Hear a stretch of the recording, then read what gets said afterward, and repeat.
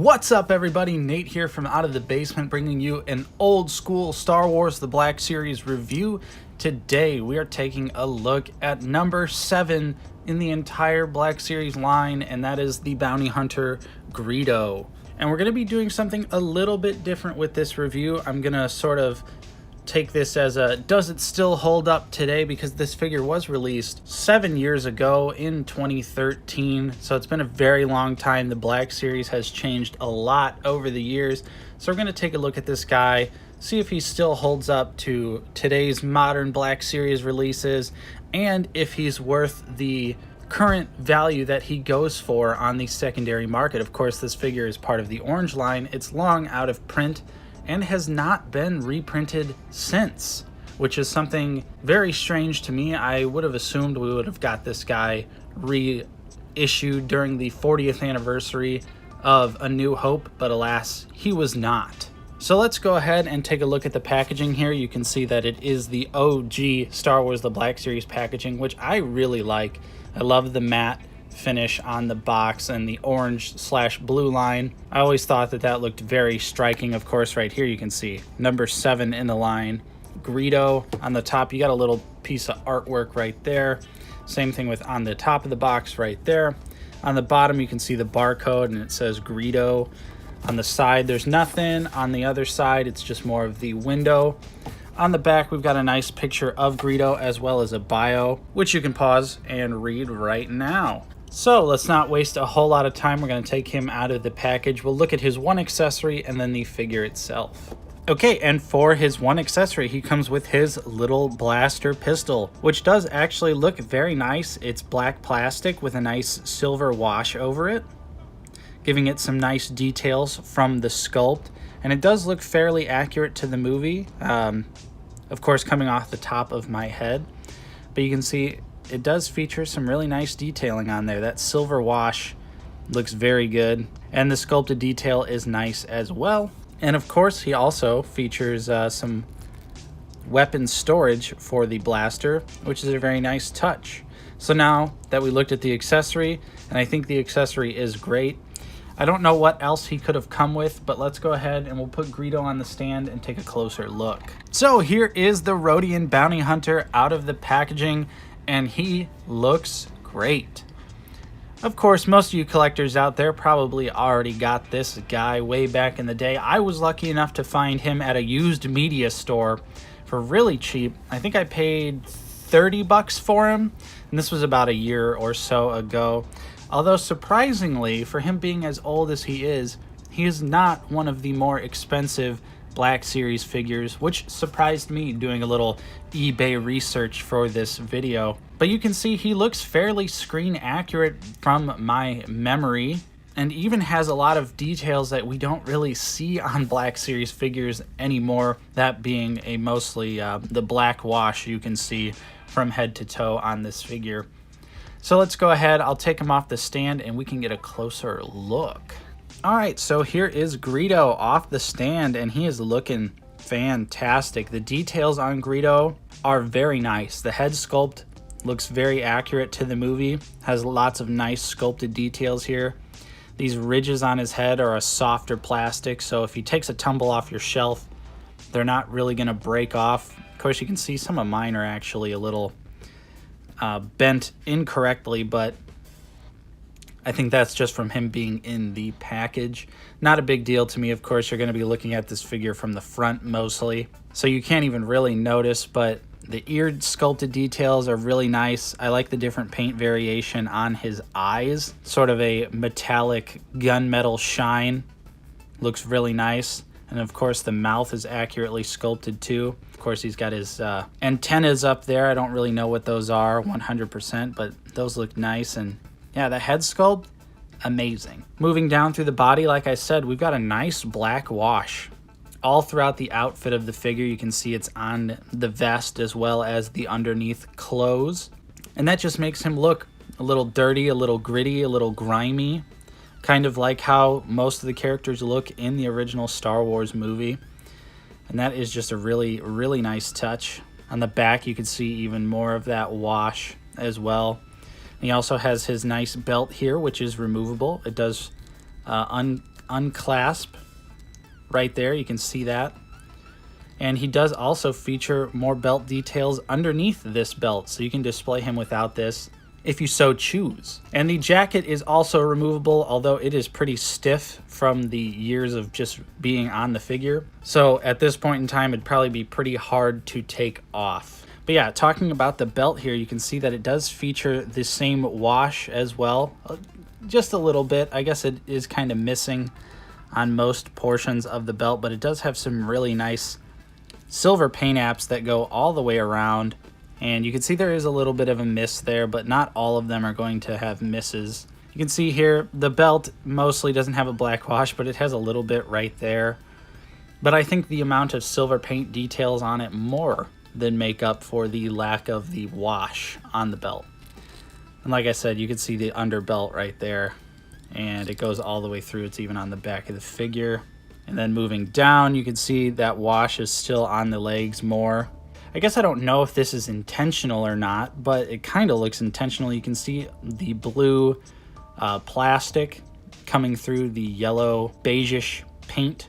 Here you can see that like there, the blue's really coming through. It is like that on a majority of the figure, the arms as well. So I'm not sure if that's just due to over time or paint rubbing off or what, but it does still look nice. It kind of looks like it's intentional to me, but it's probably not. And then moving down to the feet, this is usually the most disappointing part. They're just gray plastic, nothing really going on here. Minor sculpt work, but it's not horrible. It is not horrible. So overall, I think the details on Greedo are absolutely stunning. From a detail standpoint, I think he looks great. Still to this day, has a surprising amount of paint details with the wash. The head sculpt is absolutely fantastic. You can see his fingers as well are accurate to the movie. And they're nice and soft again, so you're not gonna have to worry about him taking a tumble off the shelf and his fingers breaking off. You can see on this hand, again, sculpted trigger finger. Looks really nice. The hands are nice. Everything about this figure detail wise is really awesome. So does it hold up in the detail department? Absolutely. Now let's take a look at the articulation. So for the articulation, Greedo can't really look up very far, and he can only look down a little bit.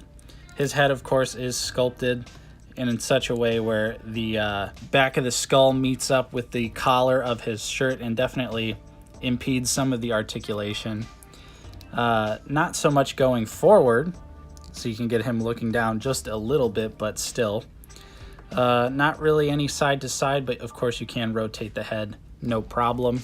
These shoulders do move out very far. It's looking very nice, and of course they rotate all the way around. He's got single jointed elbows that give you exactly 90 degrees. And his wrist rotates and has the horizontal hinge on both of his hands. So that is one thing. I think if we ever got a Greedo re-release, obviously I would want the vertical joint because it just always looks better with the trigger finger hand to have the wrist go up and down instead of side to side. And of course you get that swivel at the elbow. And then let's check the ab crunch. Nothing forward really,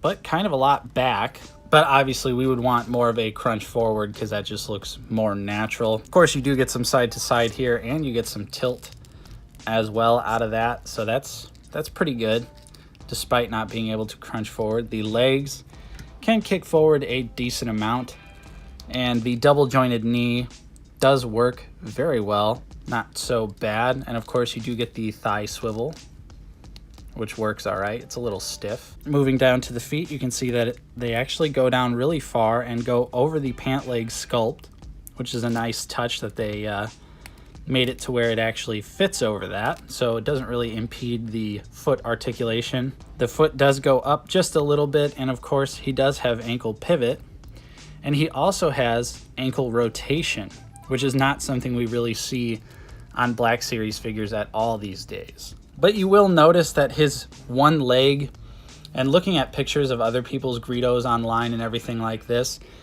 leg seems to be an issue on everyone's Greedo.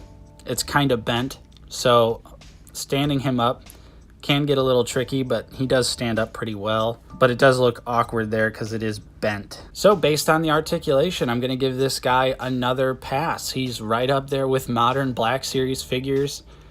Even has some stuff like the boot rotation right here that modern Black Series figures do not have. Of course, the ab crunch could be a little bit better. The neck articulation could be better. The elbows are pretty much on par, although obviously the deep cut elbows would be a great addition, and the vertical hinge on the trigger finger hand would also be very nice. But yeah, I think he definitely holds up for details and articulation. Now let's take a look at his scale. We're going to scale him with some other bounty hunters, Han Solo, some other figures in general as well. So here we go.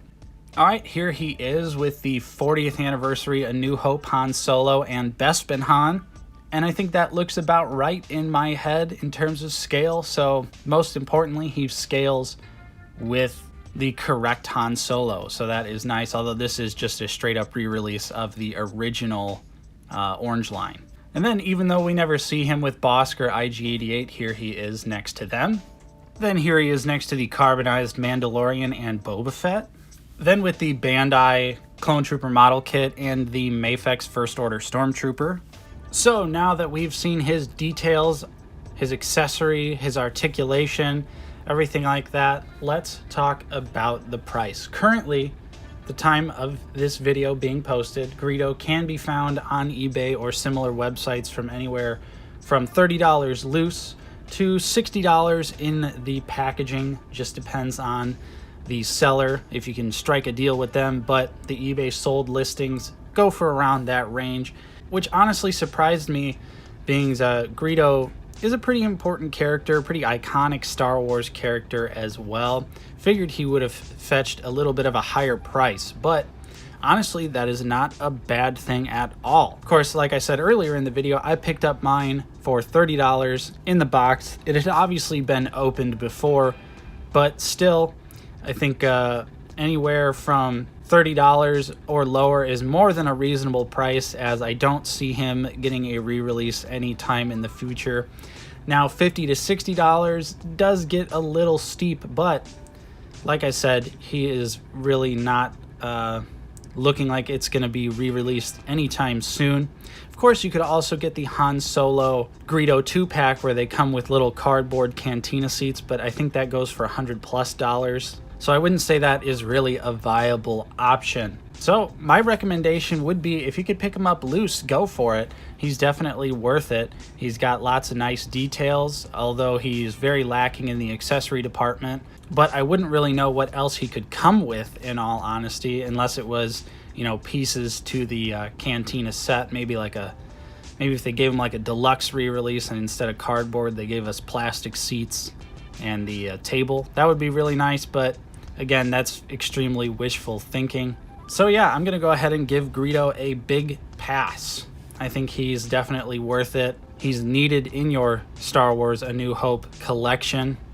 Easily one of the best examples of the early Black Series figures. Of course, Hasbro pretty much has always killed it with the alien designs, and Greedo is no exception. So what do you guys think of Greedo? Do you already have him in your collection, or are you waiting to pick him up, or are you waiting for a re-release? Let's talk in the comments down below. Let me know what other older Black Series figures you would like me to take a look at. I don't really have a lot of the orange line, but I do have a few blue line figures. I also have Slave Leia. So if you guys would like to see any reviews like that, please let me know and I will definitely get to them. And between J-Rick and I, we pretty much have every single standard non-Comic-Con exclusive release of the Black Series. The only two we're missing are the red and green Clone Trooper, but I think between both of us, we legitimately have every other release, except for some red and black box releases, you know, because not going to get into that. But anyways, thank you so much for watching. Don't forget to like and subscribe if you enjoyed. We're always talking about Star Wars, the Black Series on the channel. So if you love this line of action figures as much as we do, you're definitely in the right spot. Of course, I'm Nate. Thank you so much for watching, and I'll see you guys next time.